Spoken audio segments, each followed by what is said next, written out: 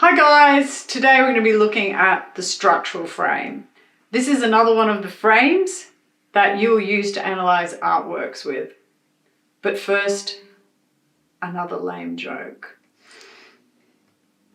So what is the structural frame? The structural frame is one of the 4 frames with which you analyze an artwork. Each of the 4 frames are a guideline or have their own guidelines for analyzing an artwork with. The frame looks at what the artwork is made of, how it's constructed, the building blocks of the artwork.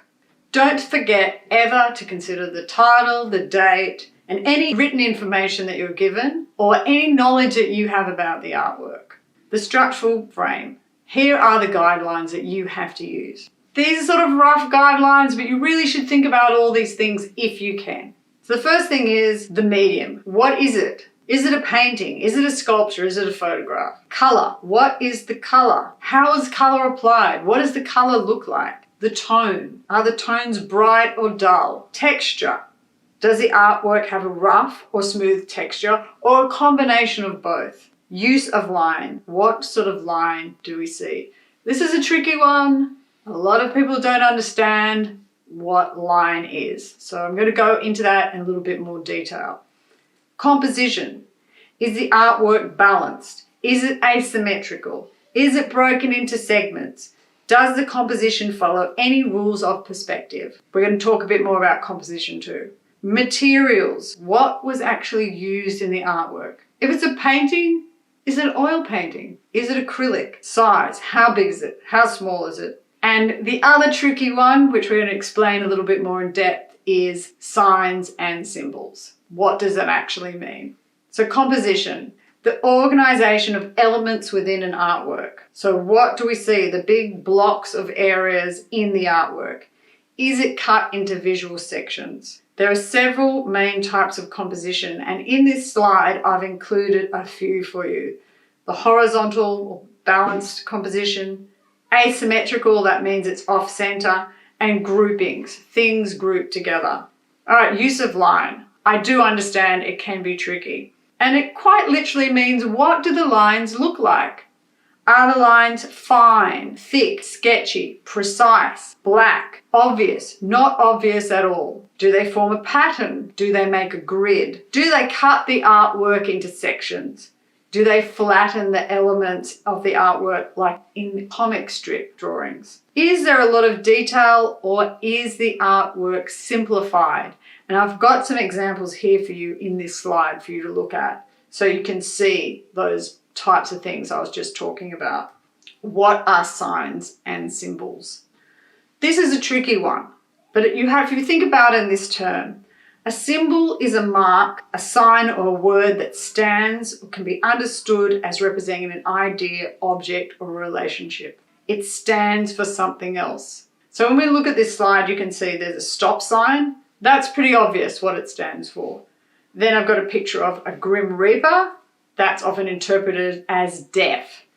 A cross, a Christian cross, stands for Christianity.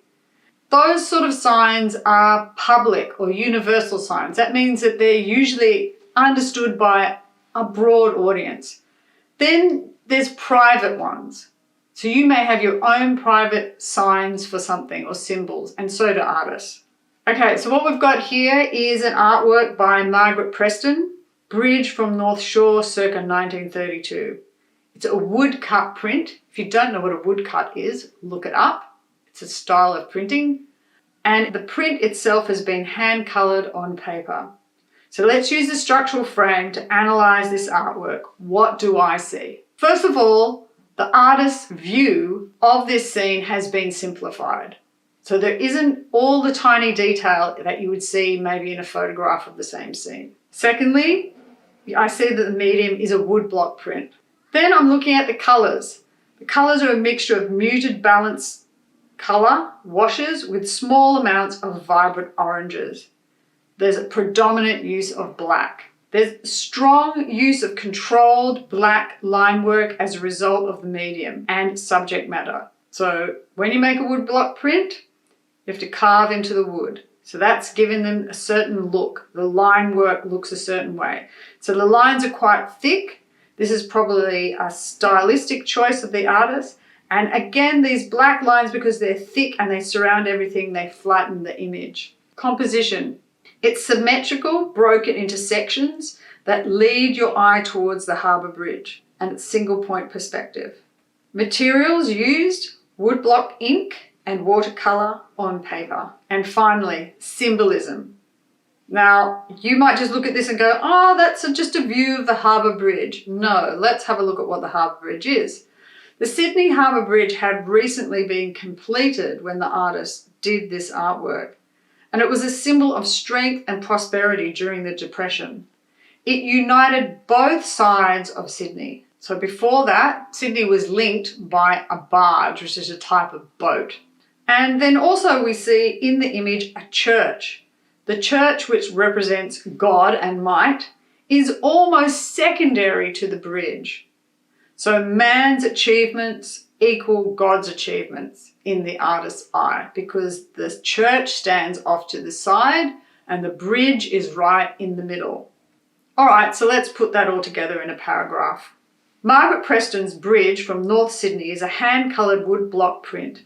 She predominantly uses thick black lines that simplify the image and flatten the overall appearance of the scene.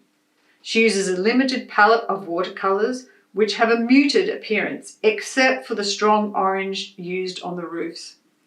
The horizontal perspective and placement of elements draw the audience's eyes to the Sydney Harbour Bridge. The Sydney Harbour Bridge had only been completed in 1932 and was a symbol of hope during the Great Depression. It was always a great engineering feat. Although the church spire on the right of the frame is important, the bridge is still the central most important image, suggesting that Preston thought the achievements of man equal to that of God's. Again, my response is not an exemplar, it's just an example. I don't want to make it too difficult for people learning what the structural frame is. And of course, everyone's response will be different depending on your school level expression, and art vocabulary. I encourage you to look up any words or expressions I've used that you didn't understand, and I also encourage you to build your own art vocabulary. So that's it, guys, for today on the structural frame. Hit subscribe to follow more art videos and find out more about the frames. And of course, put your questions or comments in the comments below and I'll try and get back to those as soon as possible. Thanks for watching.